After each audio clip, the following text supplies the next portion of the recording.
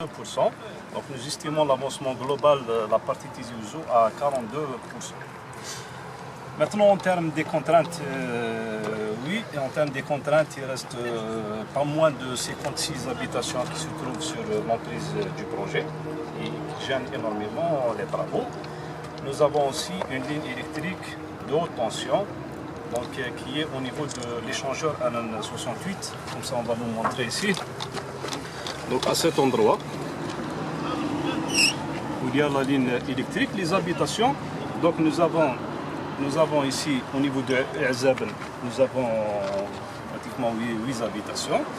Nous avons ensuite, au niveau des Arabes, PK19 et Tehia Moussa. Donc là, il y a... Avant le Vinet. Donc là, il y a ce tronçon-là. Et nous avons l'opposition de Ma'amr, le village de Ma'amr. Et aussi l'Ed'Isa ici. Ici, nous avons aussi 23 habitations.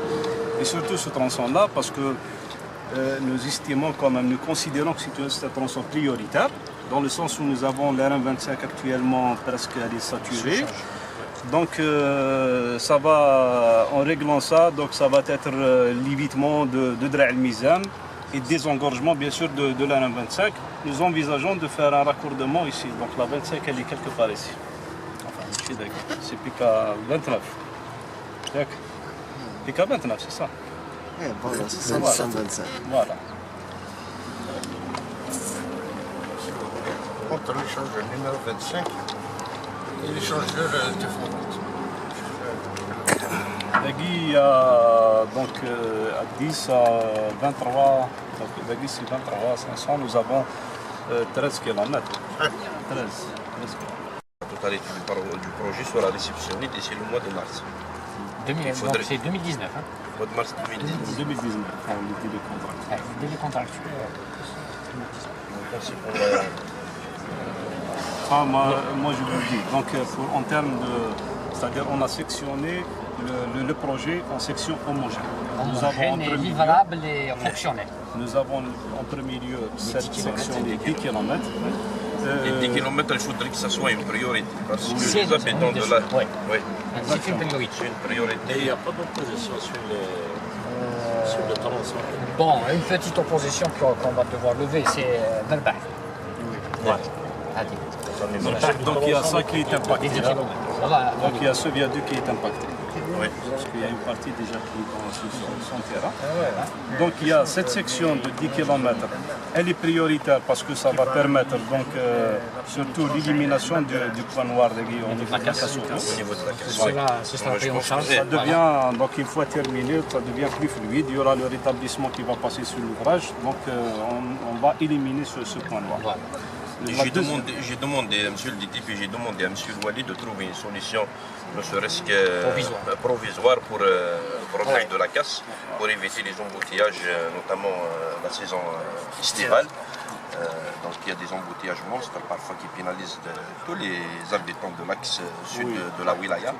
Donc on a convenu de l'installation d'un barrage fixe pour essayer de fluidifier la circulation en attendant la réception d'ici le mois de juillet. Fin juillet. Inch'Allah. Nous on parle de succès juillet. Bon, ça dépend. On va tout faire pour c'est un peu difficile, mais Inch'Allah. La deuxième section prioritaire, comme je disais, donc c'est l'évitement de Dra' el-Mizan et Omar. Donc il y a une possibilité de faire des connexions donc, au niveau de PK29, donc on est proche à l'RN25. Mais ça reste tributaire de la levée de ces habitations. Nous avons pas moins de 23 constructions qui sont sur le... Est-ce qu'il y a des démarches? Oui. Il y a des démarches. Donc, il y a une procédure qui est engagée pour créer une extension d'un lotissement. C'est l'extension d'un lotissement, donc ils vont être tributaires de l'eau de terre. Parce qu'ils veulent rester dans la même... Est-ce qu'ils ont reçu des 26 habitations. Oui, 23 habitations. Ils ont reçu des engagements. Oui, bien sûr. Oui, bien sûr. Il y a des réunions qui ont depuis leur présence avec les et la procédure, elle est lancée. Depuis 60. Mais les deux points noirs, comme il les a bien souligné, M. le Président, nous avons l'urgence à Dra' el-Mizan. Là, le Mizan, c'est une urgence pour qu'on puisse travailler d'une manière, je sais, d'arrache-pied, parce qu'il y a le 30 tonnes qui traversent la ville de quotidiennement H24. Oui. Il y a quand même ce point noir, ça veut dire qu'il y a des vies humaines qui sont en danger en permanence. Il y a lieu de se concentrer au moins pour dévier cette vie. Ça fait depuis 2012, depuis 2010 que nous sommes en train de parler ça veut dire le cap, non seulement de réaliser, mais plutôt aussi en premier lieu. Et le deuxième point, c'est bien la casse. Sur Ça, le c'est DTP, une là, chose, il a c'est dit, une voilà. Normalement, c'est réglé. C'est bien qu'on change. Voilà. On va se concentrer sur Reste aux différents problèmes.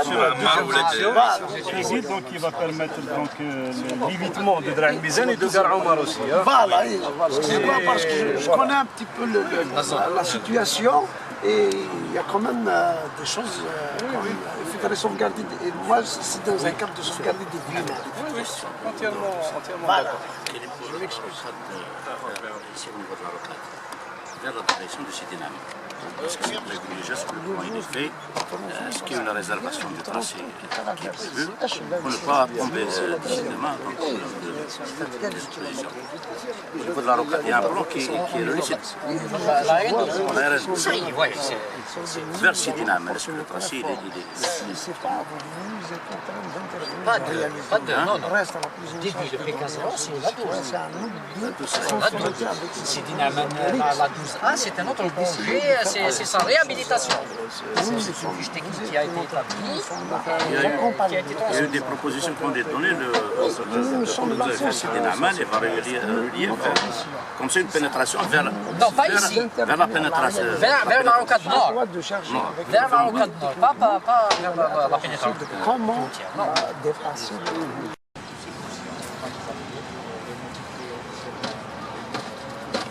Desservi Drah Mizan, bien sûr, donc il y a un échangeur RS68.